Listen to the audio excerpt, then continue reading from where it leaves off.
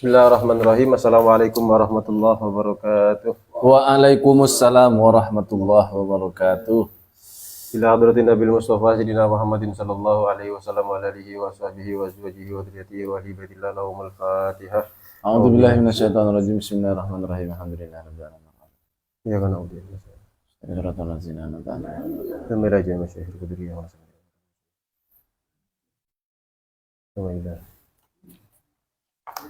Thumma ila sayyidina Muhammad sallallahu alaihi wasallam wa zinasina wa bin marbantan wa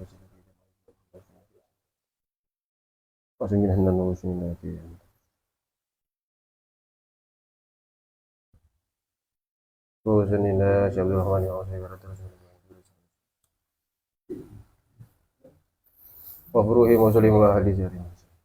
warahmatullahi Fatihah. A'udzu billahi minasyaitonir rajim. Bismillahirrahmanirrahim. Alhamdulillahirabbil alamin. Iyyaka na'budu wa iyyaka nasta'in. Ihdinas siratal mustaqim. Alhamdulillahi rabbil alamin. Wassalatu wassalamu ala asrofil anbiya wal mursalin sayyidina Muhammadin nabil qasim amin wa ba'du. Rabbi shrah li sadri wa yassir li amri wa hlul 'uqdatam min lisani yafqahu qawli. Allahumma arinal haqqa haqqan warzuqna ittiba'ah wa arinal batila batilan warzuqna ijtinabah. Radina billahi rabba wa bil islami dina wa bi sayyidina Muhammadin nabiyya wa rasula wa bil qur'ani imama ma ba'd. Bismillahirrahmanirrahim. Kembali lagi bersama kami.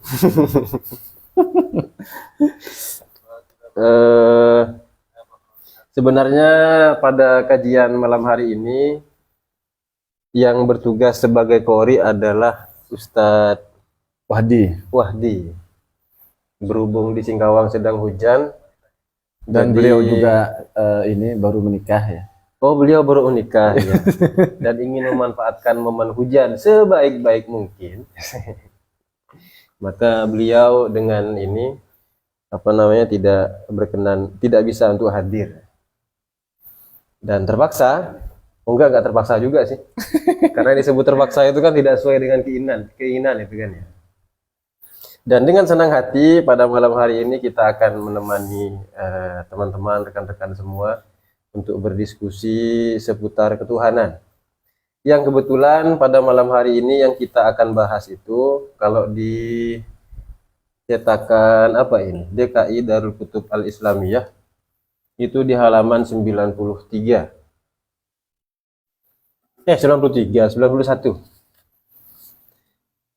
Kalau kita lihat di pembahasan sebelumnya itu kan kita tidak menyinggung persoalan dalil itu kan ya. Baik dari sifat qudrah, iradah, ilmu dan hayat. Nah, sekarang kita akan membacakan dan juga mendiskusikan tentang dalil atau argumentasi sifat-sifat tersebut. Qudrah, iradah, ilmu dan hayat.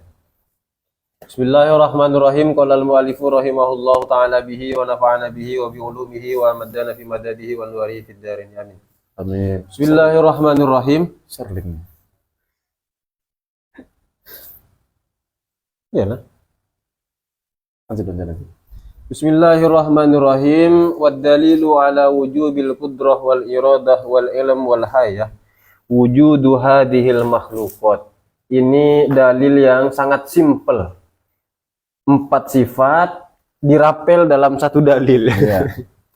Dan juga sangat memudahkan untuk orang-orang awam mengetahui terkait dengan dalil ini. Jadi apa bukti argumentasi bahwa Allah itu berkuasa, berkehendak, berilmu, dan hayat, hidup. Sifat wahdaniyat itu dalilnya adalah hadhil makhluqat, juga sama. Adanya makhluk itu menjadi dalil, menjadi bukti akan keberadaan Allah subhanahu wa ta'ala. Qudrah, iradah, ilmu, hayat juga sama. Dalilnya adalah hadhil makhluqat. Adanya makhluk. Dan yang perlu diingat adalah ini maksud dengan makhluk dalam terminologi tauhid, yakni segala sesuatu selain Allah, masih wallah. Adanya makhluk tersebut menjadi bukti bahwa Allah itu berkuasa, bahwa Allah itu berkehendak, memiliki sifat ilmu, mengetahui segala sesuatu dan hidup. Li'annahu law intafa syai'un min hadhil arba'ah. Seandainya Allah tidak memiliki salah satu dari 4 hal ini, lama wajada makhlukun, maka pasti tidak ada makhluk. Pasti itu. Kalau salah satunya nggak ada, maka makhluk ini tidak akan ada. Falamma wajadatil makhluqat arafna annallaha ta'ala muttasifun bihadhihi sifat. Nah, dengan demikian adanya makhluk ini, kita menjadi tahu bahwa Allah itu disifati dengan sifat-sifat tadi. Kudrah, iradah, ilmu, hayat. Wa wajhu tawakkuf wujudi hadhil makhluqat ala hadhil arba'ah. Semua makhluk itu kan keberadaannya pasti bergantung kepada ala hadhil arba'ah, berdasarkan 4 hal. 4 hal ini sifat yang dimaksud. Pada sisi kebergantungan, ada kebergantungan semua makhluk pada 4 sisi. Annalladzi yaf'alu syai'an la yaf'aluhu illa idza kana aliman bil fi'l. Apa itu? Sesungguhnya zat yang melakukan sesuatu. Oh iya. Sesungguhnya sosok yang tidak bisa melakukan sesuatu, tidak akan bisa melakukan sesuatu illa idza kana aliman bil fi'l, kecuali dia mengetahui apa yang dia lakukan. Tsumma yuridul amr alladzi yaf'aluhu. Kemudian dia menghendaki sesuatu dari yang dia lakukan, tentang apa yang dia lakukan. Wa ba'da iradatihi, setelah dikehendakinya, yubashiru fi'lahu biqudratihi. Kemudian aktual itu apa ya? Dilakukan, diciptakan, dilaksanakan dengan kudrohnya. Apa yang dia kehendaki itu diciptakan dengan kudrohnya. Wa minal ma'lum, sebagaimana yang telah diketahui, annal fa'il la budda wa iyakuna hayyan, bahwa si pencipta tadi itu tidak mungkin dia itu kalau dia tidak hidup, atau dalam kata lain pasti pencipta itu hidup. Wal ilmu wal iradah wal kudrah tusamma sifatit ta'thir. Ilmu, iradah, dan kudrah itu juga disebut dengan sifat ta'thir, sifat yang memberikan dampak atau sifat yang terlibat dalam penciptaan alam semesta. Ditawakkufit ta'thir 'alaiha. Karena dampak itu bergantung padanya. Dampak-dampak itu yang dimaksud ya kita semua, salah satunya.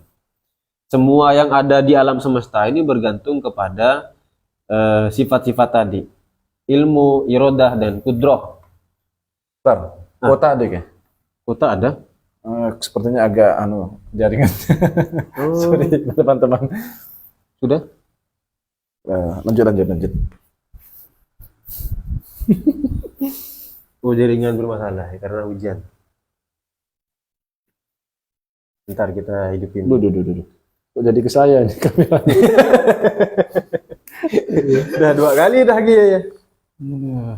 Kacau. Udah. Kok tuh kameranya ke depan lagi. Sorry teman-teman. Oke, lanjut. Oke. Biasa kan, orang NU kan biasa ada kendala teknis. Iya, betul. Oke, kita ulang. Wal ilmu wal iradah wal kudrah tusamma sifatit ta'thir li tawakkufit ta'thir 'alaiha. Sifat ilmu, sifat iradah, sifat kudrah itu disebut dengan sifatut ta'thir, sifat yang memberikan dampak. Kenapa? Karena semua dampak tersebut makhluk itu bergantung kepadanya, kepada 3 sifat ini. Li'anna alladhi yuridu syai'an wa yaqsiduhu la budda wa ayyakuna aliman bihi qabla qasdihi lahu. Karena sosok yang menghendaki sesuatu dan kemudian bermaksud pada sesuatu itu, pasti dia telah mengetahui sebelum dia menginginkannya atau bermaksud untuk melakukan sesuatu. Jadi begini, ketika ada misalnya Tuhan, ketika Tuhan itu ingin menghendaki sesuatu, maka sudah pasti sesuatu yang dia kehendaki itu adalah sesuatu yang dia ketahui. Kira-kira demikian. Tsumma ba'da qasdihi lahu yubashiru fi'lahu. Kemudian ketika dia sudah menghendaki akan melakukan sesuatu, maka terciptalah perbuatan untuk menciptakannya.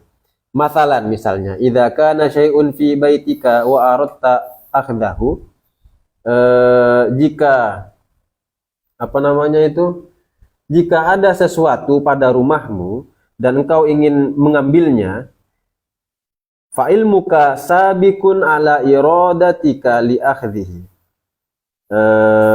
maka engkau telah mengetahui sebelumnya, terlebih dahulu sudah mengetahui sebelum atau kemudian wa ba'da iradatika akhdahu ta'khuduhu bil fi'l. Setelah engkau menghendaki untuk mengambilnya itu, maka engkau akan melakukannya atau mewujudkan tindakan mengambil barang di rumah itu secara aktual bil fi'l. Oke, sampai situ dulu barangkali ya. Oh iya. Setelah itu takluk gitu kan. Kan pada kesempatan ini kita akan membuktikan dalil ataupun argumentasi atau bukti ilmiah ya. Kalau percaya bahwa ini ilmiah, karena untuk mengatakan ini ilmiah atau tidak sebenarnya kita harus berdebat dulu tentang epistemologi ya. Apa sih yang disebut sebagai ilmu itu, atau ilmu diperoleh dari jalan yang apa? Oleh sebagian orang mengatakan misalnya ilmu itu diperoleh hanya melalui pengalaman indrawi. Maka orang tersebut berarti bermadhab empirisme. Sehingga biasanya orang yang mengarah ke sana itu biasanya adalah para saintis ya, biasanya cenderung ke arah sana, atau aliran-aliran positivisme yang lain.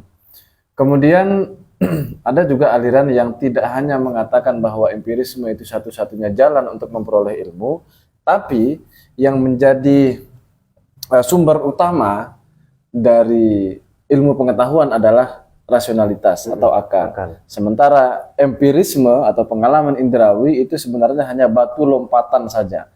Apa yang kita tangkap melalui indera itu hanya, kalau mata hanya memotret, kalau telinga hanya mendengar, kalau lidah hanya merasakan sesuatu tanpa bisa menilai bahwa oh ini rasanya seperti ini, oh yang ini disebut panas, tidak bisa menentukan tidak identitas. bisa menentukan. Nah oke, itu sudah perdebatan lama sebenarnya, sudah beberapa bulan yang lalu.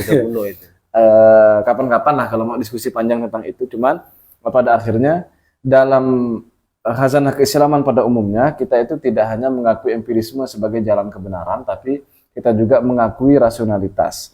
Dan ini juga tidak mungkin kalau hanya dengan empiris seseorang itu bisa mendapatkan satu pengetahuan. Tidak mungkin. Tidak mungkin. Karena ketika dia mengatakan hanya berdasarkan empiris lah saya memperoleh pengetahuan. Tidak bisa itu. Itu pernyataan itu dari mana? Berdasarkan empiris atau itu adalah generalisasi yang disimpulkan? Kadang ada juga yang mau sedikit sedikit ingin agar terkesan filosofis itu kan, kemudian terlihat keren itu kan, kemudian bertanya mana yang lebih dahulu berperan dalam mendapatkan pengetahuan, indra atau akal? Ada yang menjawab indra itu kan. Kenapa? Karena kan kita melihat dulu baru kemudian menangkap atau menjustifikasi. Sebenarnya yang dimaksud dengan lebih dahulu pada pertanyaan itu adalah bukan dalam persoalan waktu, tetapi dalam persoalan sebab, dalam sisi sebab. Jadi apa sebab dibalik munculnya pengetahuan? Sebabnya itu adalah akal. Akal ini yang kemudian dibekali oleh Allah dengan 3 prinsip yang kemudian kita sebut dengan prinsip primer. Prinsip primer itu kan prinsip utama. Kenapa kok disebut utama? Karena dialah yang menjadi pondasi atas segala pengetahuan yang kita dapatkan. Bahkan kalau kata Bagir Sadar itu kan, kalau hanya dengan indera saja, maka jangankan sesuatu yang barangkali aneh, benda-benda di sekitar kita saja itu kita tidak bisa mengetahui hakikatnya. Kenapa? Karena yang kita saksikan itu adalah sifat-sifat dari sesuatu itu, misalnya buku atau HP atau laptop. Yang kita lihat oleh mata itu dari benda-benda di sekitar kita itu adalah sifat-sifatnya. Apakah kemudian yang disebut buku itu adalah covernya misalnya? Bukan. Yang disebut buku itu adalah kotaknya? Bukan Ya. juga.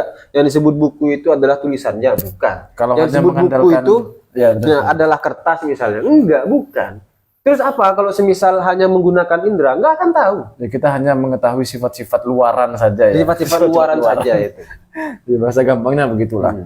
Tapi kita sekarang tidak terlalu jauh membahas tentang epistemologi ya, karena itu sudah perdebatan yang beberapa hari lalu. Kalau tidak salah waktu itu kita sudah bahas dari sifat apa ya? Bahkan masih sifat salbiah waktu itu. Iya. Di awal-awal lah waktu itu kita sudah bahas tentang itu. Yang pendek kata begini, kajian ilmu kalam atau ilmu tauhid ini tetap disebut sebagai ilmiah, dan bukti-bukti yang akan kita paparkan ini tentu saja adalah bukti ilmiah. Karena yang disebut ilmiah sendiri itu tidak hanya terbatas dari pengalaman indrawi, tapi yang diakui sebagai ilmu adalah sesuatu yang muncul dari rasionalitas, walaupun pengalamannya belum tentu ada. Iya. Nah, pendek kata begitu. Maka argumen atau dalil yang akan kita bangun ini itu berdasarkan rasionalitas atau akal kita, dan akal merupakan sumber dari ilmu pengetahuan, sehingga bukti-bukti yang akan kita paparkan ini juga termasuk salah satu dari bukti rasional. Kalaupun misalnya ya, kalaupun misalnya mau dipaksakan untuk membuktikan keberadaan Allah itu harus ada bukti fisik misalnya. Ya, Hadhil makhlukot ini apa kurang fisik? ya, itu sudah cukup empiris sekali sebenarnya. Empiris sekali sebenarnya. Ya. Kalau yang dituntut adalah harus ada bukti fisiknya. Bukti fisiknya. Misalnya, Ini Ustadz Abdullah hadir ini. Sami'na. oh, alhamdulillah. Iya ya. Kalau semisal ini mau menghadirkan, harus menghadirkan bukti fisik, sebenarnya itu sudah cukup tauhid itu. Misalnya ketika ingin membuktikan keberadaan Tuhan, hudusul alam gitu kan. Barunya alam semesta. Yang disebut baru itu adalah pernah tiada kemudian ada. Atau kalau semisal penjelasan itu sulit untuk dipahami, kita bisa memahami baru yang dimaksud itu adalah dengan ciri-ciri perubahan. Segala sesuatu yang berubah itu pasti baru. Misalnya, sekarang ini malam. Ketika malam tiba, maka yang tiada adalah siang. Dan seterusnya. Ketika kita beli misalnya laptop baru, kemudian makin lama makin kusam, maka yang hilang darinya adalah kebaruannya. Itu kan sudah bukti nyata yang bisa dilihat bahkan oleh orang bodoh sekalipun. Perubahan itu loh maksudnya. Iya. Itu sudah bukti fisik. Hudusul alam itu sudah bukti fisik. Kemudian sifat wujud, sifat kidam. Kidam itu kan dalilnya kidam bakok tasalsul sama daur itu. Ya, kemustahilan Kemustahilan tasalsul dan daur. Kalau tasalsul dan daur itu terjadi, alam nggak mungkin ada. Alam lagi itu. Oke. Yang menjadi bukti fisik itu loh. Wujud kidam bakok. Tapi Orang terkadang apapun juga yang ini, awadis. terkadang juga berdasarkan pengalaman pribadi mengajarkan ini.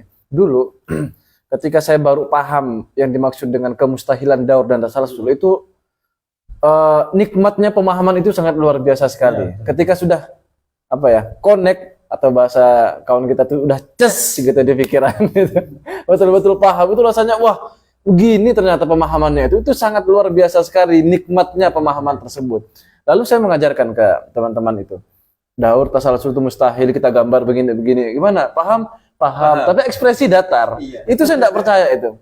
Nah, kadang saya pikir-pikir ini faktor apa kira-kira yang membuat mereka tidak betul-betul paham. Mungkin faktor usia.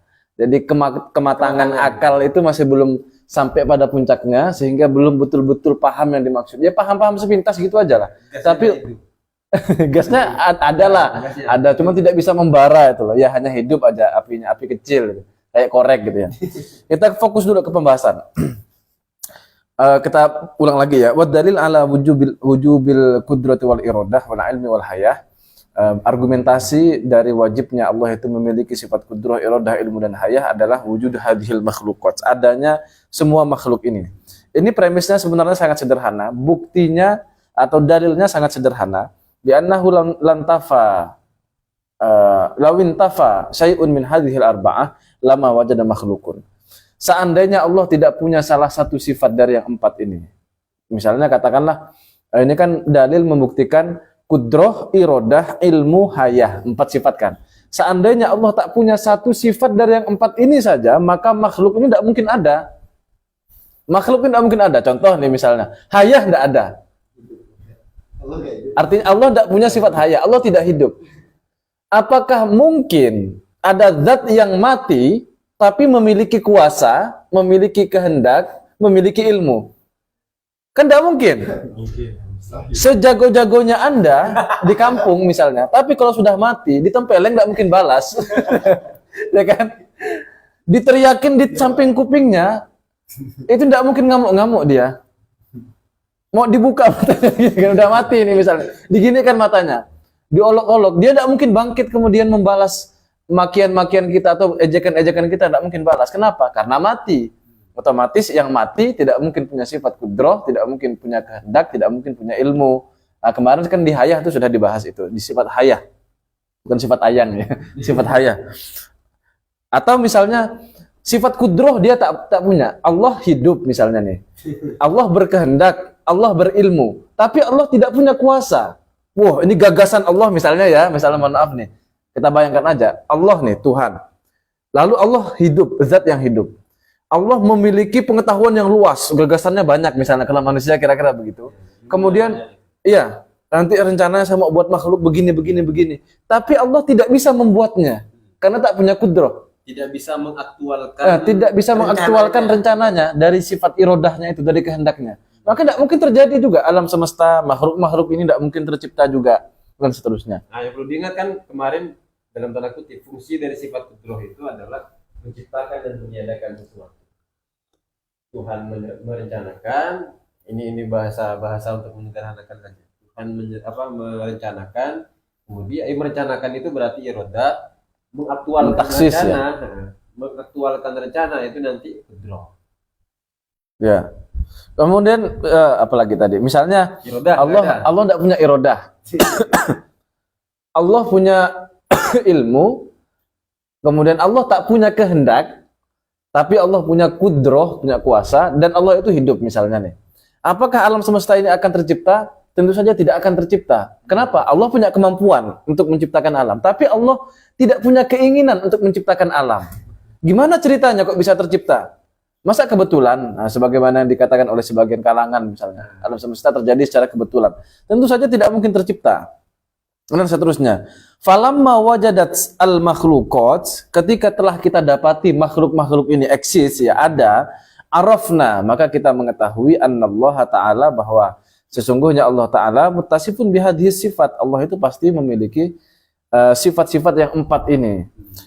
Itu menjadi bukti gampang sekali ketika kita melihat bahwa alam semesta ini ada dan makhluk-makhluk ini ada, itu menunjukkan bahwa Allah itu memiliki 4 sifat tadi, yakni kudrah, iradah, ilmu, dan haya. Nah, dari sisi apa atau dari perspektif apa bahwa makhluk atau adanya makhluk itu membuktikan bahwa Allah itu memiliki sifat kudrah, iradah, ilmu, dan haya? Dari sisi apa? Tadi kan kita katakan bahwa bukti bahwa Allah punya sifat kudrah, iradah, ilmu, haya adalah adanya makhluk. Pertanyaan berikutnya, kok bisa keberadaan makhluk menjadi bukti bahwa Allah itu memiliki sifat kudrah, iradah, ilmu, haya? Nah, itu kok bisa itu menjadi bukti, itu adalah yang dimaksud dengan wajhunnya, atau sisi apa ya? Sisi apanya ya istilahnya? Perspektifnya lah begitu. Pandangannya. Wa wajhu tawaqqufi wujudi hadil makhluqat ala hadhil arba'ah. Adapun perspektif sudut pandang sisi kebergantungan makhluk ini pada 4 sifatnya Allah tadi itu, kudrah, iradah, ilmu, dan hayah, adalah annalladzi yaf'alu syai'an la yaf'aluhu illa idza kana 'aliman bil fi'l. Sesungguhnya sosok atau zat yang melakukan sesuatu itu tak lain atau pasti tidak mungkin dia melakukan itu kecuali dia mengetahui apa yang dia lakukan. Saya melakukan sesuatu pasti karena saya tahu saya melakukan hal tersebut. Tsumma yuridul amra alladhi yaf'aluhu, dan tentu saja hal tersebut itu Allah kehendaki. Jadi Allah tahu ketika Allah melakukan sesuatu, Allah itu pasti tahu, ilmu di situ. Kemudian Allah kehendaki untuk melakukan tersebut. Setelah ilmu berarti iradah, kehendak ya. Allah menghendaki itu. Wa ba'da iradatihi, setelah Allah menghendaki, yubashiru fi'lahu biqudratihi. Kemudian Allah laksanakan, Allah kerjakan, Allah lakukan dengan kudrohnya. Allah zahirkan, Allah tampakkan kehendaknya Allah itu dengan kudrohnya, yakni dengan kuasanya. Wa minal ma'lum, nah sebagaimana telah kita ketahui bersama, annal fa'il, sesungguhnya subjek yang berbuat itu la budda iyakuna hayyan. Sudah pasti, sudah barang tentu. Subjek yang melakukan itu, yang mana dia tadi punya ilmu, dia berkehendak, dan juga yang melaksanakan itu, dia adalah subjek yang hidup, zat yang hidup, yakni memiliki sifat hayah. Nah, kira-kira begitu. Alurnya itu. Alurnya tuh begitu. Nanti ada yang lebih jelas nanti dari contohnya yang sudah dibacakan oleh Ustaz Fauzi tadi. Ula ilmu wal iradah wal kudrah. Sifat ilmu, iradah dan kudrah tusamma sifat ta'thir. Tusamma sifat ta'thir. Itu disebut sebagai sifat ta'thir. Ta'thir ini secara bahasa biasanya membekas gitu ya. Membekasi gitu biasanya di terjemahan-terjemahan seperti terjemahannya Sidogiri biasanya gitu, memberikan bekas gitu. Maksudnya itu memberi bekas adalah memberi dampak, yakni memberikan akibat gitulah, supaya lebih jelas. Ialah sifatut ta'thir, sifat ta'thir atau sifat yang bisa memberikan akibat. Litawaqqufi ta'thiri 'alaiha. Li'anna alladhi yuridu syai'an, langsung ke contoh aja tadi yang sudah dibacakan oleh Ustaz Fauzi itu. Mathalan, idza kana syai'un fi baitika wa aradta akhdahu fa in mukasabiqun ala iradatika li akhdhihi wa ba'da iradatika akhdahu ta'khudhuhu bil fi'l. Nah, ini yang beberapa kali saya contohkan ke teman-teman untuk menunjukkan alurnya bahwa dalam akal kita itu memahami begini. Kita hidup di alam materi nih, di dunia. Lalu kita lihat semua makhluk ini. Iya ya, kok ada makhluk ini ya? Alam semesta ini kok ada ya? Dari mana ya? Mungkinkah alam menciptakan sendiri? Lalu kita lihat tanda-tandanya. Oh, alam semesta berubah. Berubah berarti pernah tidak ada. Kalau pernah tidak ada, berarti ada yang menciptakan. Siapa penciptanya ini? Penciptanya tentulah zat yang tidak diciptakan lagi. Dan seterusnya. Kemudian, apakah penciptanya ini kalau begitu tidak berkuasa kira-kira? Tentu berkuasa, buktinya kita diciptakan oleh dia. Jadi sosok pencipta kita tentu adalah yang berkuasa. Nah, kita memahami, mengenal Allah yang memiliki sifat kudrah dulu. Karena kita hidup di alam materi ini. Kita menyaksikan alam, lalu kita tahu bahwa alam semesta ini pernah tidak ada, dan dia diciptakan oleh sosok yang memiliki sifat kudrah. Yakni berkuasa. Pertanyaannya, apakah Allah melakukan sesuatu, menciptakan yang ada, makhluk-makhluk semua ini, sesuai kehendaknya atau tidak sesuai dengan kehendaknya? Nah, alurnya kan begitu. Tentu saja sesuai dengan kehendaknya. Tapi diingat ya, yang maksud kehendak itu taksis di sini. Ya, taksis. Kemudian sesuatu yang Allah ridhoi bukan. Ya, itu perlu dibedakan. Itu karena sering tertukar itu kan. Sesuatu yang Allah kehendaki itu belum pasti adalah sesuatu yang Allah ridhoi. Dengan begitu, terkadang Allah menghendaki sesuatu yang Allah ridhoi, terkadang juga tidak. Tadi ketika ngaji ada pertanyaan, apakah keburukan yang ada di dunia ini diciptakan oleh Allah? Iya, saya bilang gitu. Belum. Itu umur berapa yang tanya? Tadi yang di sini. Umur berapa dia? 20-an mungkin. Oh, kalau 21 ke atas kayaknya masih bisa, selain pelan-pelan. Tapi saya jadi ini mencoba untuk memberikan jawaban yang paling gampang. Kalau semisal Allah menciptakan keburukan, maka dengan logika kayak tadi, yang disebut penjahat itu atau yang disebut pelaku buruk itu adalah Allah, gitu kan. Kalau semisal logika itu kita pakai, maka bagaimana dengan contoh yang lain, misalnya putih pada tembok, siapa yang menciptakan? Allah, gitu kan. Kalau Allah menciptakan putih pada tembok, maka seharusnya Allah putih. Oke. Tapi itu cukup sederhana sih. Nggak ada ini. Kenapa namanya? Itu kalau nggak salah ada di Hasiah An-Nasafiyah. Syekh Ibrahim Al-Bajuri. Kalau saya kemarin itu ngasih analogi, ada juga itu dia 2 kali pertemuan tanya tentang keburukan-keburukan yang terjadi, kemudian pelaku maksiat, pelaku kejahatan itu. Dia mempertanyakan itu. Sudah 2 kali pertemuan di kelas, dia bertanya tentang itu. Akhirnya saya coba jelaskan pelan-pelan, tapi dia Ketika saya tanya, ngerti enggak? Ngerti, tapi ekspresinya biasa. Iya, iya. Itu kan mencurigakan. Itu pasti sebenarnya enggak paham ya, atau paham-paham gitu aja lah. Saya kasih contoh begini. Baik dan buruk itu selalu ada sudut pandang. Misalnya nih, ada orang bernama Fulan. Si A mencintai Fulan. Si B membenci Fulan. Lalu Fulan ini dia tabrakan misalnya. Ketika Fulan tabrakan, kira-kira menurut A, apakah itu kejadian yang baik atau itu kejadian yang buruk? Si A ini orang yang tidak menyukai, orang yang mencintai si Fulan. Tentu saja si A ini akan mengatakan bahwa tabrakannya si Fulan adalah itu kejadian yang buruk. Kenapa? Karena si A mencintai Fulan. Si B, orang yang membenci Fulan, akan melihat bahwa kejadian tabrakan itu adalah kejadian yang baik menurut dia. Mampus kau, kan begitu katanya tuh. Karena musuhnya itu. Nah, karena musuhnya. Kita lihat kejadian objektifnya, fenomenanya adalah tabrakan. Tapi ada dua sudut pandang yang berbeda penilaian ini. Yang satu mengatakan buruk, yang satunya mengatakan baik. Kenapa kok penilaiannya berbeda padahal fenomenanya sama? Karena ada sudut pandang, ada kacamatanya. Yang satunya kacamata cinta, yang satunya kacamata benci. Selalu baik dan buruk itu ada perspektifnya. Oke, itu dipahami? Saya tanya begitu ke mereka. Oke, dipahami. Lalu misalnya saya contohkan lagi. Ada orang misalnya minum alkohol. Baik atau buruk? Dia bilang buruk. Buruk itu menurut sudut pandang apa? Menurut sudut pandang agama, syariat, Islam lah begitu kan? Menurut syariat Islam yang mengatakan buruk itu. Tapi dalam sudut pandang hak asasi manusia misalnya dan kebudayaan di katakanlah Eropa, tempat yang dingin dan cari kehangatan misalnya, secara sosial, masa itu dikatakan buruk? Kan tidak kan jadinya kan? Itu bisa menjadi baik dari sudut pandang mereka, bukan dari sudut pandang syariat. Awas ini jangan dikira nanti kita mendukung, tidak. Karena ini sudut pandang sudah berbeda. Kemudian kita pertanyakan lagi, kalau itu sudah paham, pertanyaan berikutnya adalah, kira-kira yang menjatuhkan hukuman dan yang dihukum itu kira-kira lebih mulia mana? Tentu yang menjatuhkan hukuman itu, yang menetapkan hukum itu. Nah, kita kasih contoh untuk membuktikan itu.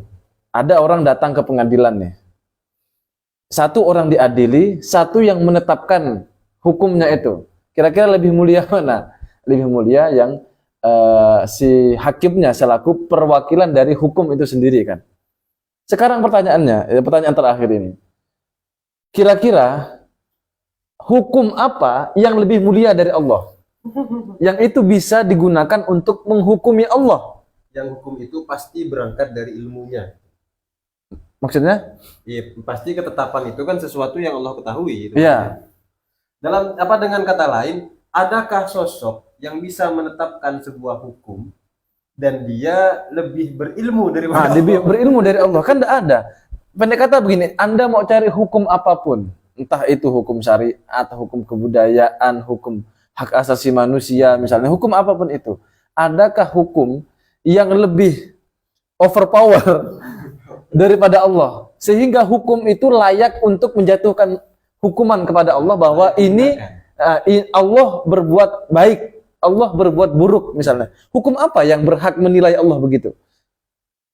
Kan tidak ada tuh. Tidak ada. Tetap Allah kan statusnya sudah yang paling tinggi. Maka hukum-hukum yang ada itu pasti di bawahnya Allah. Tidak bisa menghukumi Allah gitu loh. Semoga dipahami lah itu. Pendek kata itu begini.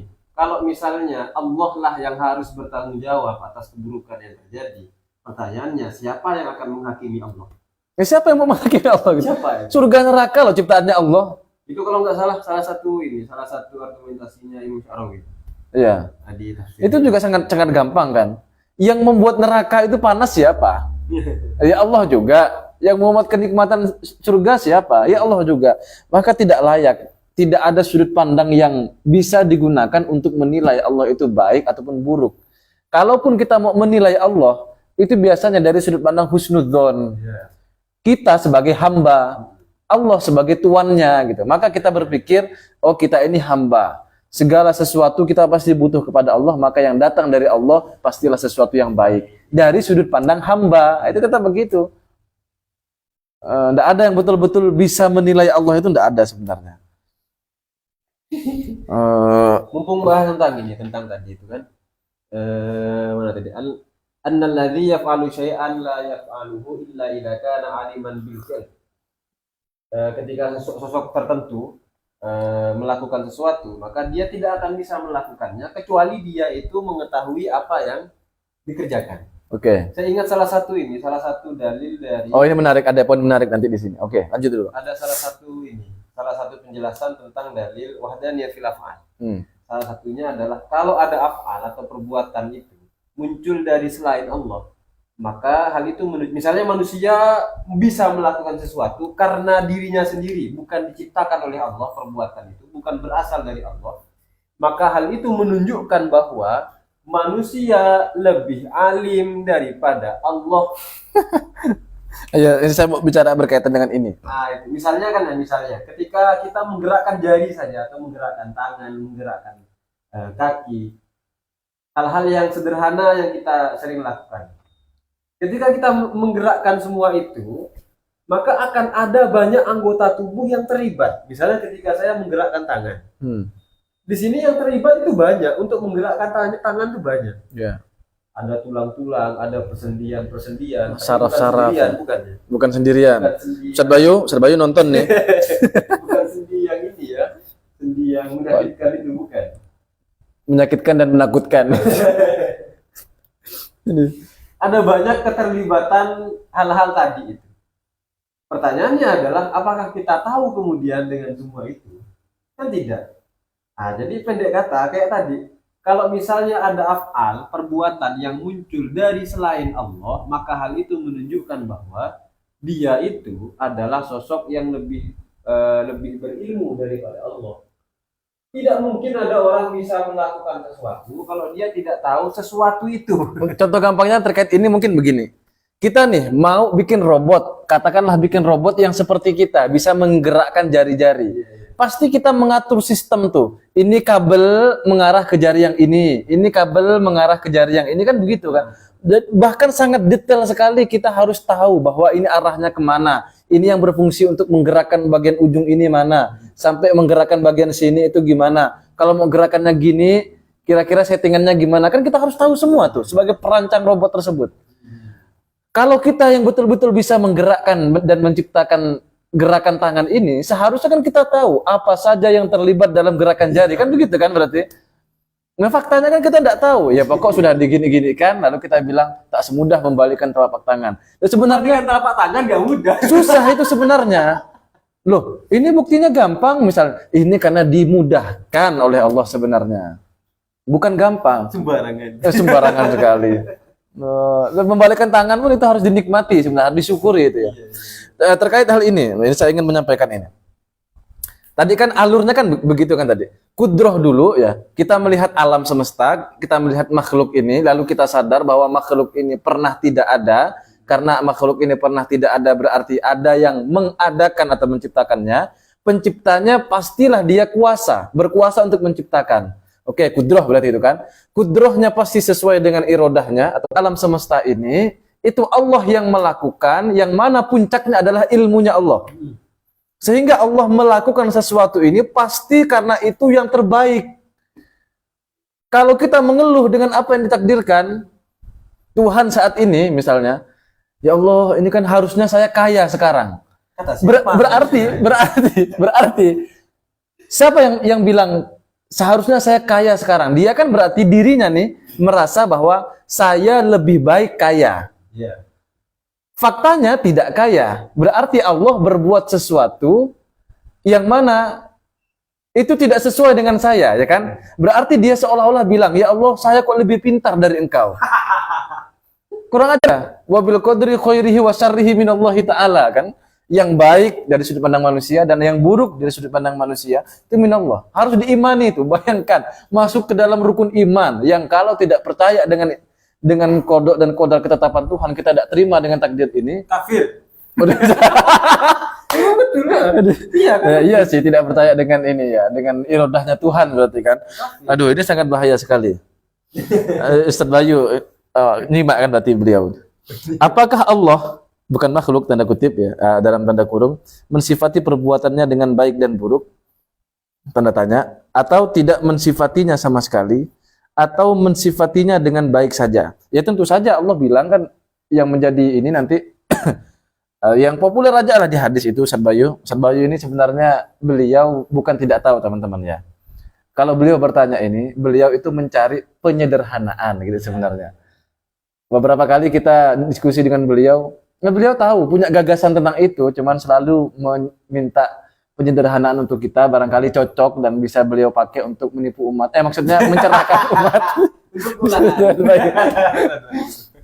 Ya kayak Allah bilang aja lah melalui malaikat Jibril itu yang kemudian diwahyukan kepada Nabi Muhammad ketika bertanya fa akhbirni anil iman yang begitu itu. Kemudian apa itu? Lupa saya di awalnya. Yang pada ujungnya adalah wabil qadri khairi wa syarrihi minallahi taala. Jadi kan Allah itu mewahyukan melalui malaikat Jibril menyampaikan kepada Nabi Muhammad bahwa kita juga wajib beriman kepada takdirnya Allah yang baik dan yang buruk. Nah, itu kan bagian dari amantu billahi wal yaumil akhir dan seterusnya itu. Nah, itu ada penilaian baik dan buruk. Dan juga di Quran juga dibilang begitu. Gimana tuh? Ada bisyarri wal khairi fitnah. Nah, gitu itu. Ayatnya lupa saya di surat apa, ayat berapa. Ustaz Bayu bisa cari sendiri Ustaz Bayu. Nah, berarti kan Allah sendiri yang bilang. Tapi itu, penilaian itu adalah dari sudut pandang syariat. Supaya kita jelas itu loh, untuk menentukan, oh ini baik, ini buruk. Jadi Allah dalam tanda kutip pakai perspektif manusia, yang dalam hal ini adalah syariat.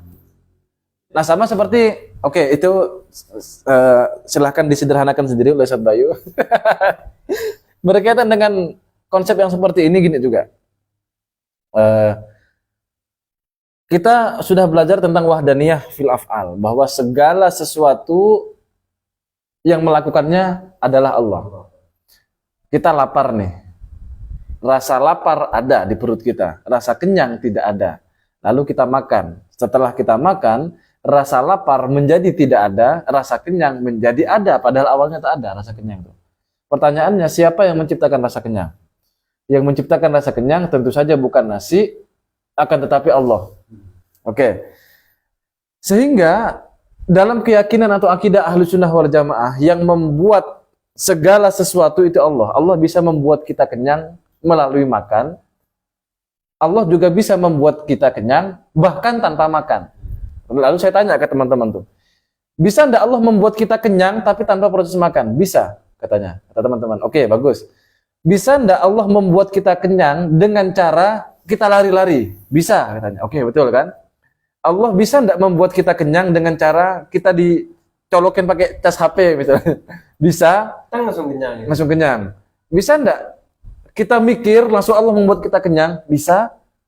Ya kan faktanya kan begitu kan? Walhasil ada banyak sekali kemungkinan-kemungkinan. Kalau kita tanyakan bisa enggak Allah menciptakan rasa kenyang itu melalui ini itu, selalu bisa, selagi itu hal yang mungkin ya. Bayangkan kalau Allah tidak menetapkan sunnatullah, Allah tidak menetapkan apa yang kita sebut sebagai hukum kausalitas ya, hukum kebiasaan di alam semesta ini. Kita bingung mau makan, ya kan? Nanti aduh saya lapar nih, gimana ya supaya kenyang ya? Makan, kok enggak kenyang-kenyang nanti kan? Karena ternyata Allah sedang tidak ingin menciptakan rasa kenyang melalui makan. Apa dengan cara lari ya? Akhirnya lari kita nih. Enggak kenyang-kenyang juga. Kan bingung jadinya tuh. Maka untuk mempermudah, Allah turunkanlah ketetapan yang disebut sebagai sunnatullah, kebiasaan Allah bahwa kalau kita mau kenyang, caranya adalah makan. Kalau kita mau hilang ngantuk ya tidur. Kalau mau pintar ya belajar gitu. Demikian pula supaya tidak bias mana baik mana buruk.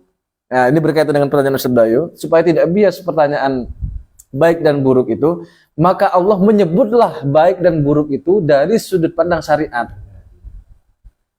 Nah, ini baik, yang ini buruk. Dan yang mana syariat itu adalah dari sudut pandang manusia juga. Nah, batasan-batasannya yaitu nanti ijtihadnya para ulama, atau mana yang disebut baik menurut syariat, mana yang buruk menurut syariat. Tentang ridho. Ya. Artinya tidak setiap yang Tuhan kehendaki itu sesuatu yang dia itu. Oke. Sampai mana tadi itu ya? Tadi sampai contoh itu. Sekarang ta'alluq. Fata'alluqu hadhihi sifat 92. Fata'alluqu hadhihi sifat ala tartib fi haqqil hadis.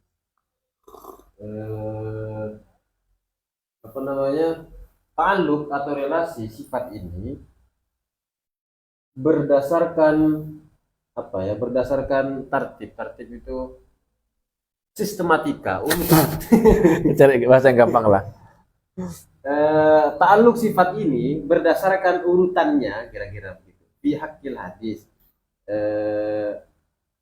Apa ya? Berlaku hanya bagi makhluk gitu lah. Berlaku hanya bagi makhluk.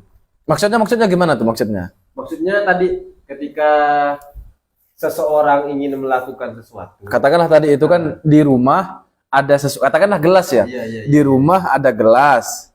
Kemudian dia ingin mengambilnya, maka dia punya ilmu tentang gelas. Jadi mula-mula kan urutannya itu begini tartibnya itu begini. Orang tersebut harus punya ilmu tentang gelas itu sendiri, dan gelas itu dia harus tahu juga ada di rumahnya. Ya. Dia kan harus tahu tentang gelas, ilmu tuh ya, posisi gelas, harus tahu tentang rumah, harus tahu posisi rumahnya di mana. Iya, nanti bingung juga rumahnya di mana nih. Ternyata tidak punya rumah ya, gelandangan. Nah, kemudian dia mengendaki untuk mengambil gelas itu di dalam rumahnya. Berarti setelah ilmu irodah, kehendak. Kemudian setelah dia menghendaki, dia melakukan apa yang dikehendakinya. Melakukan kudroh itu berarti. Nah, itu fi haqqil hadis. Jadi urutan ilmu, irodah, kemudian disusul dengan kudroh, ini berlaku, urutan ini berlaku bagi makhluk, begitu ya. Berlaku bagi hadis, makhluk lah kita gampangnya mengartikan begitu saja. Dalam perspektif makhluk tuh gitu. Oh, ini sudah ada anunya nih, fa'awalan. Sudah ada urutannya nih. Fa'awalan yujidul alam. Ilma itu. Ilma. Kalau alam kan ada. Oh iya, sorry. Fa'awalan yujidul ilma bi syai'in tsumma qasadahu tsumma fa'alahu. Itu dia. Nah, yang pertama itu kan ilmu dulu tentang sesuatunya. Kemudian maksud qasadahu tsumma fa'alahu. Menghendaki bermaksud dia lalu melakukannya. Wa ma fi haqqi ta'ala fala tartiba fi sifatihi illa fit ta'akkul. Nah, ini perlu digaris bawahi. Kalau dalam konteks ketuhanan tadi itu, maka tidak ada apa tadi kita terjemahkan apa tertib itu? Sistematika. Tidak ada urutan kira-kira. Kalau tadi kan ada urutannya itu kan tahu dulu, menghendaki, baru kemudian melakukan. Nah, dalam perspektif ketuhanan, dalam konsep ketuhanan tidak demikian. Fi sifatihi illa fit ta'aqqul, kecuali hanya dalam akal kita dalam akal saja, kecuali dalam pemahaman saja. Ya kan tadi kan kita bayangkan tuh, oh Allah melakukan sesuatu berupa penciptaan alam. Penciptaan alam ini dilakukan dengan kudrohnya. Kudrohnya sesuai dengan irodahnya. Irodahnya itu pasti sesuai dengan ilmunya. Berarti secara urutan Allah ilmu dulu kan begitu kan, seolah-olah kan seperti makhluk tuh. Allah tuh punya ilmu dulu, setelah ada ilmu disusul dengan kehendak, setelah ada kehendak disusul dengan menciptakan dengan kuasanya Allah. Ini kan seolah-olah berurutan. Artinya berurutan tuh begini, yang nomor satu mula-mula ada adalah ilmunya, lalu muncul kemudian irodahnya, lalu disusul lagi oleh kuasanya, kan begitu kan. Nah, ketersusunan seperti itu atau rangkaian yang seperti itu, ilmu dulu, kemudian kehendak, kemudian kuasa, itu sebenarnya hanya berlaku bagi makhluk. Sementara untuk Allah itu tidak ada proses apa ya? Tidak ada proses keberurutan. Masa Allah mengetahui dulu irodahnya belum ada misalnya. Setelah Allah tahu, lalu Allah kehendaki. Setelah Allah kehendaki ini padahal irodah kehendaknya kudrohnya belum ada. Baru kemudian belakangan kudrohnya ada. Kan tidak begitu. Karena semua sifatnya Allah itu qadim, tidak diciptakan. Maka dengan demikian di sini dikatakan wa amma fi haqqi ta'ala fala tartiba fi sifatihi illa fi ta'aqquli. Untuk konteks ketuhanan, kalau kita berbicara tentang Allah, itu tidak ada urutan ilmu Allah dulu, kemudian irodahnya, kemudian kudrohnya, tidak ada urutan begitu. Kecuali hanya dalam akal kita. kita dalam pemahaman kita membayangkan tuh begitu. Hakikatnya di Allahnya itu tidak ada begitulah. Kan semua sifat Allah kan qadim. Hanya saja dalam pemahaman kita yang kita pahami itu begitu.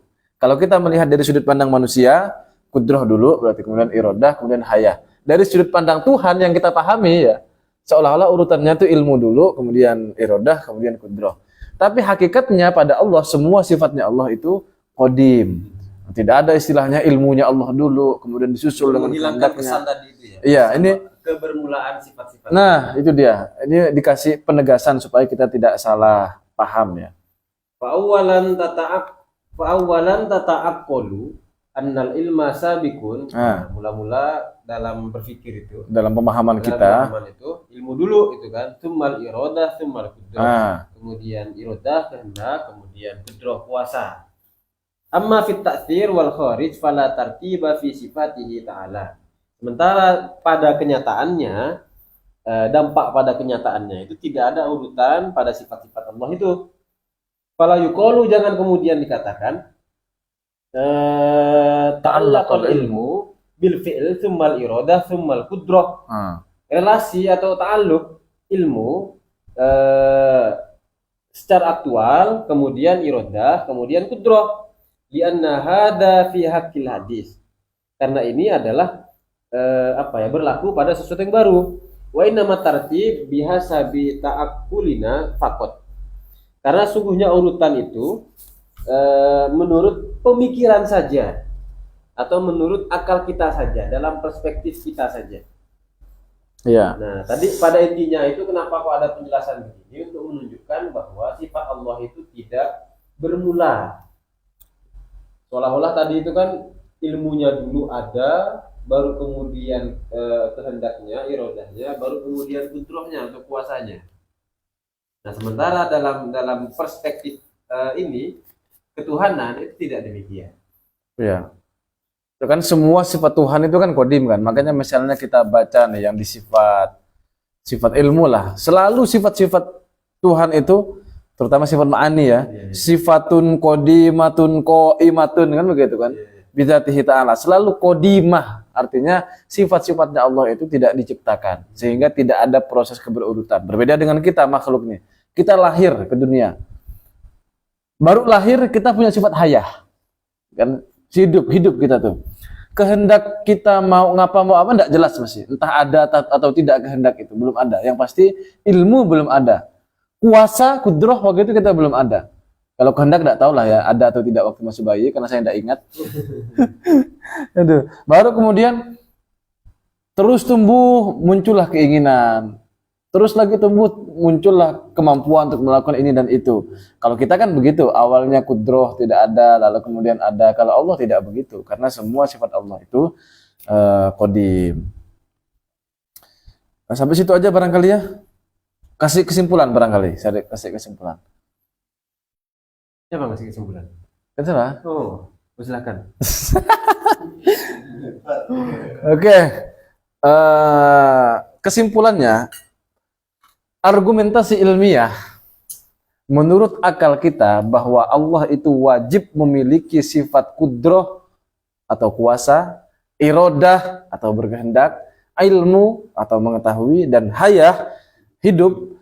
Bukti bahwa Allah itu punya sifat kudrah, iradah, ilmu, dan hayah secara rasional adalah adanya makhluk. Keberadaan makhluk ini itu menunjukkan ada yang menciptakan.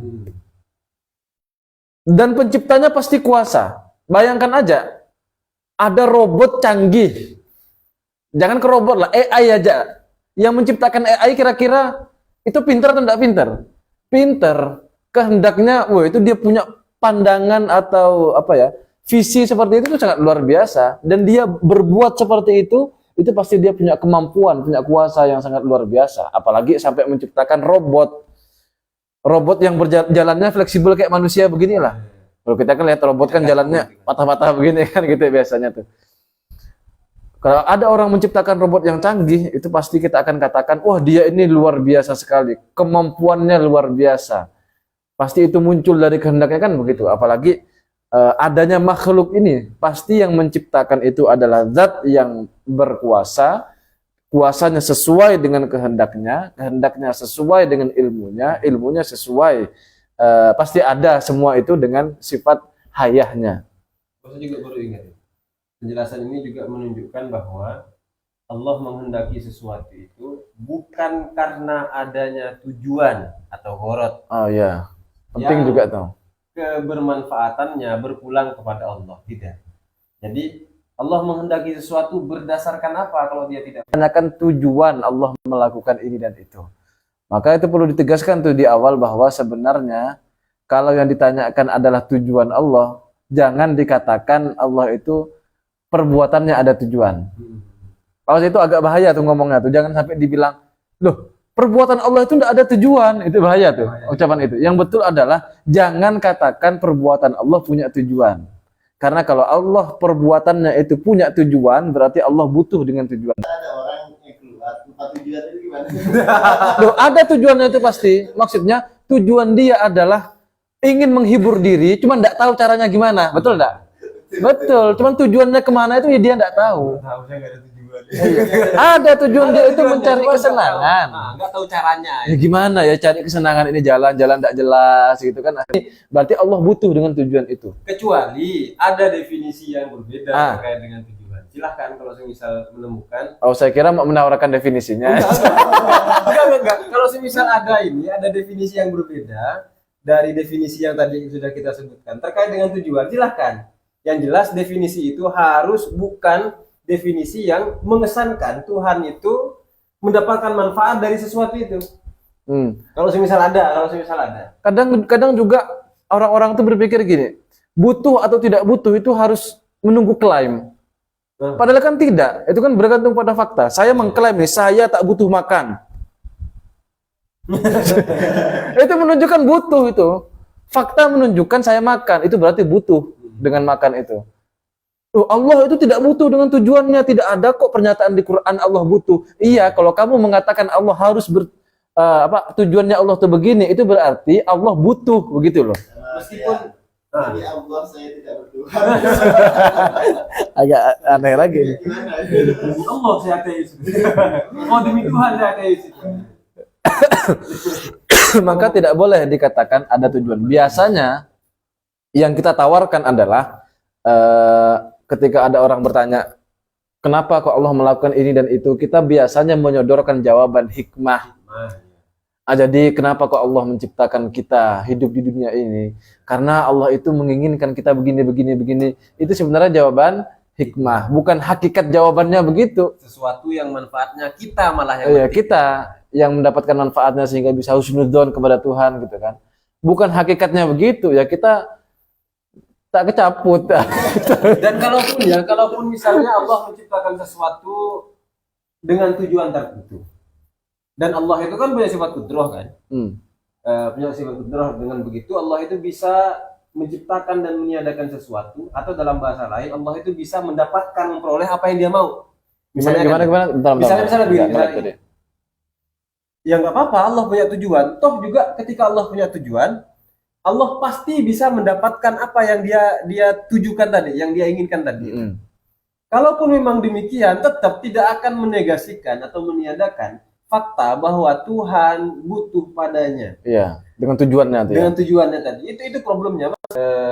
Butuh pada tujuannya itu. Jadinya begitu ya. Jadinya begitu. Makanya saya bilang ke teman-teman di sekolah, bukan di kampus. Saya tanya, apa buktinya bahwa kalau kita melakukan sesuatu dengan ada tujuan, berarti kita butuh. Entah itu sesuai dengan keinginan atau tidak sesuai dengan keinginan. Saya tanya, kalian sekolah ini keinginan kalian sendiri atau sebenarnya terpaksa? Keinginan Pak, ya ada yang munafik gitu kan, ada yang ke sekolah. Tapi tetap saja kamu butuh dengan tujuannya, walaupun perbuatan itu tidak sesuai dengan keinginannya sendiri. Tetap dia butuh dengan tujuannya itu, dan itu tidak bisa dipungkiri. Maka jangan katakan perbuatan Allah itu ada tujuannya. Jadi ingat pas waktu awal-awal kuliah S2 itu kan ditanya, kan ini teman-teman itu Oh iya, tahu tua-tua ceritain. itu kan. Rata-rata tua-tua ditanya, kenapa kok S2? Cari mau. Jangan jawab cari jasa, Pak. Loh, kok nggak cari ilmu? Kalau cari ilmu di pesantren saya banyak. Kemudian ini beliau ketawain. Enggak digugat tapi ya. Enggak digugat ya. Karena ini kebetulan juga ini dosen yang nanya itu juga kenal ke saya. Oh, CS maksudnya. CS. CS lah itu. Kalau yang lain kan nggak dari barokah gitu kan.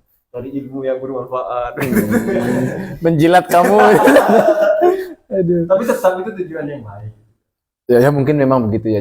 Jangan suudzon gitu. Aduh. Oke, jadi kembali lagi ke topik intinya. Ini kan kesimpulan tadi sebenarnya kan yang melebar. Jadi ada kesimpulan dalam kesimpulan. Ya, ketika Allah melakukan segala sesuatu, itu puncaknya berarti ilmunya. Kalau kita mengeluh dengan apa yang Allah lakukan sekarang, sama aja kita bilang Allah itu tidak berilmu. Itu masih halus dia bahasa saya tuh ya. Bahasa kasarnya, kalau mau lebih jujur lagi, ya Allah, kenapa engkau bodoh? Soalnya kan begitu kan. Itu kan kasar sekali itu bahasa begitu. Dia bilang kan begini, ya Allah, kenapa engkau beri aku kemiskinan sekarang? Itu kan padahal yang menciptakan kemiskinan siapa? Allah dengan kudrohnya sesuai dengan irodahnya dengan ilmunya. Artinya yang Allah lakukan itu sudah yang paling sempurna berdasarkan ilmunya Allah. Lalu kita tidak terima, seolah kan kita menuduh seperti itu tadi. Kasar enggak bahasa tadi itu? Kasar sekali itu. Kadang saya pengen ngeluh. Ya Allah, jadi ya Allah. Baru tarik nafas. Makanya kemarin saya lihat di Facebook itu, terus saya sangat terinspirasi dengan meme itu. Meme-nya tuh begini. Ya Allah, sebesar apapun ujianmu pasti akan saya hadapi. Tapi saya ngopi dulu ya Allah. Mau ngopi dulu saya. Iya, ngopi dulu. Mayu mun setia, langsung gitu tuh kayaknya. Mayu mun setia. Ayo hadapin lagi, nanti capek yang ngopi lagi gitu. Tidak selesai dengan ngopi ya tidur dulu. Aduh. Iya. Ada lagi dalam kehidupan sehari-hari aja kan ini. Misalnya kita nggak tahu tentang kedokteran. Kalau sakit kan ke dokter. Kenapa? Karena dokter punya ilmu tentang kesehatan. Artinya kan dari situ kita ngekor atau mengikuti apa yang dikatakan disarankan sama dokter. Dalam keseharian loh kita mengikuti orang yang memiliki spesialis di bidang itu. Iya, punya ilmunya ya. Punya ilmunya itu. Ya, betul, Masa betul. ini itu kan. Mau bangun rumah kita nyari tukang. Masa tiba-tiba, Jis, tolongin Jis. Nggak mungkin, pasti cari orang yang ahli kan, punya ilmu di bidang itu. Dan kita Memasrahkan itu. dan tidak akan mengeluh. Nggak akan mengeluh. Ya udah tahu kok kita itu spesialis. Itu orang yang paling ahli. Lah kok Allah yang melakukan menjalankan kita dalam kehidupan ini. Ya Allah ya. Itu mencari anu nih. Kayak Sufi namun deir ya. Tapi kadang gini, saya khawatir kalau setelah ngomong-ngomong begini akan ada sesuatu Diuji ya. Ya ngopi dulu. Ayo kopi dulu. Jangan sampai kayak di TikTok. Hidup macam apa ini? Tidak ada kopi. Bukan begitu. Gini. Apa ya? Apa ya? Kok tidak ada, kopi tidak ada. Teman-teman bisa cari meme itu di TikTok ya. Itu karena orang yang bersangkutan belum ngaji ilmu tauhid. Aduh. Mungkin hilaf. Hilaf ya. Tahu kan? Mungkin hilaf. Ya Allah, alam kita tidak tahu. Oke, kalimat itu yang digaris bawahi. Wallahu a'lam.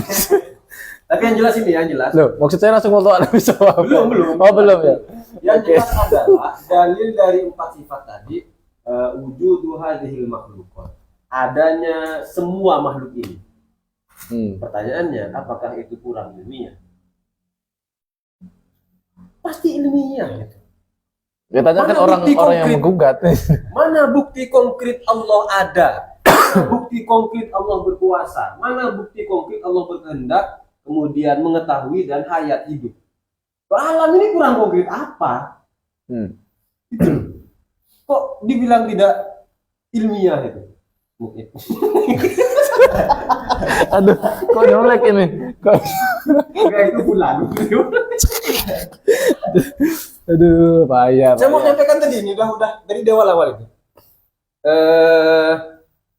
Apa namanya, untuk meluapkan kekesalan. Keberadaan Allah, kudusul alam. Kurang nyata apa? Barunya alam ini kurang nyata apa? Ya? Ada perubahan dan lain sebagainya. Kemudian Sudah musyahadah tuh ya. sudah musyahadah. Kemudian ini apa namanya, kita kok Dalilnya adalah kemustahilan daur dan tasalsul. Kalau dua ini terjadi, daur dan tasalsul terjadi, maka alam nggak mungkin ada. Sebagaimana contoh ngopi yang sering kita sampaikan itu kan.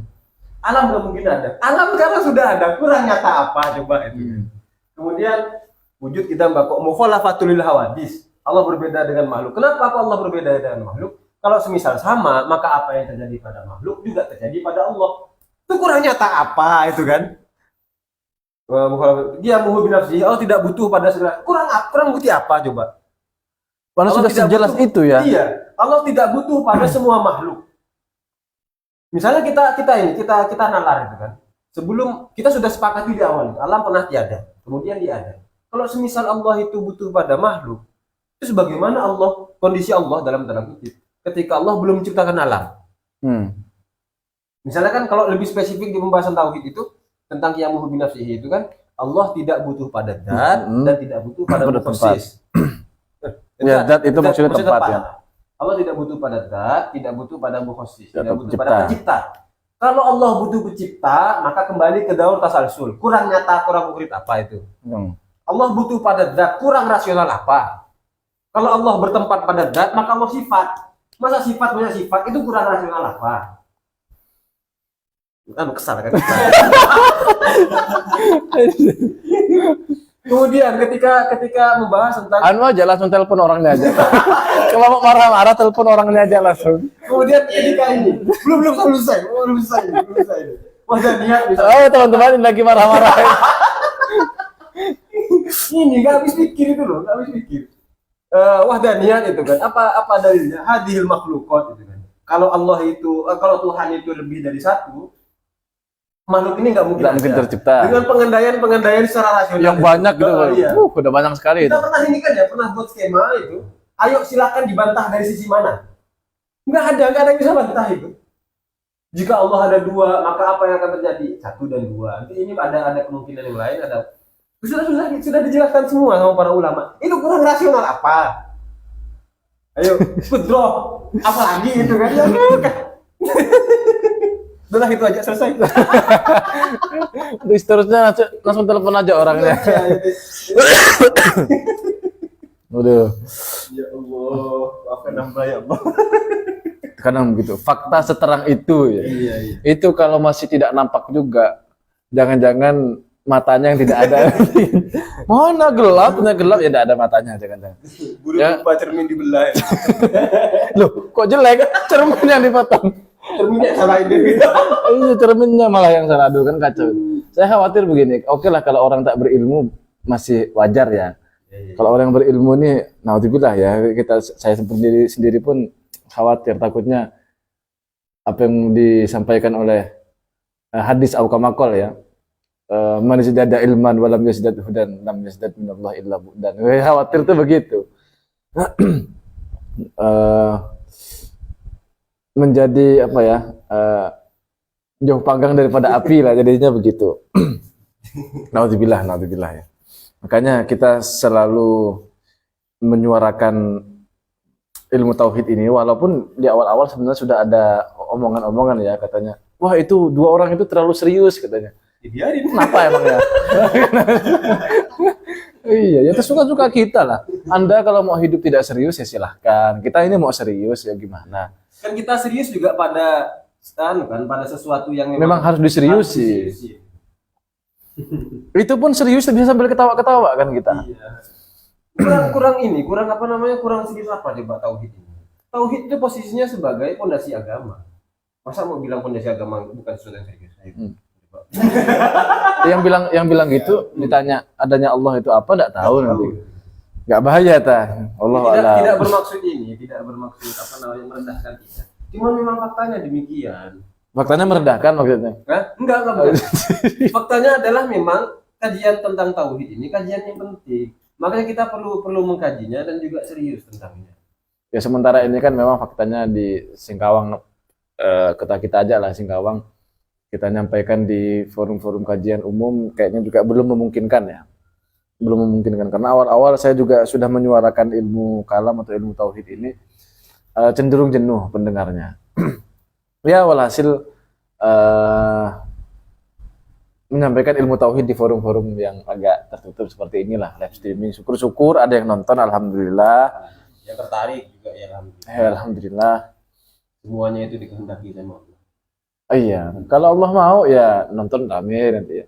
Tapi kalau ingat ke sisi itu kan, ya Allah mau kemana lagi ya? Yang penting kita, Gitu. iya, yang penting kita sudah iskotul wujub saja. Kita sudah menggugurkan kewajiban, selesai. Ya enggak bisa datang ke orang-orang, ya kita streaming. Mudah-mudahan ada yang datang di nongkrong di sini, di streamingan sini. Streamingan bahasa apa? Streamingan. Oke, sudahlah. Karena udah Untuk marah-marah. pertemuan berikutnya kita akan membahas sifat sama dan basor. Nah, ini dia. Siapa nanti korinya akan kita diskusikan. Oh, ini panjang ternyata sama dan basor nih. Mana? Iya, Sama dan iya basor. betul. Panjang ya? Panjang-panjang. Wadalilu itu di halaman Eh. 5. Enggak, cuman 3 halaman. 3 halaman. Terhitung Kan panjang. sini. Sini sebelahan cuman. Ini kan dari sini. Oh, dari sini ya. Iya. 1 2 3 4. Lumayan. Oh ya lumayan lah, ini lumayan panjang. Belum lagi basa-basinya. Oke. Iya. Allahu a'lam bisawab. Oke, demikian kurang lebihnya mohon maaf. Wallahu yaufiquna ila sabilil anbiya wal mursalin wa ila ma khairin nahdukil ulama wan nabiyyin. Waalaikumsalam warahmatullahi wabarakatuh.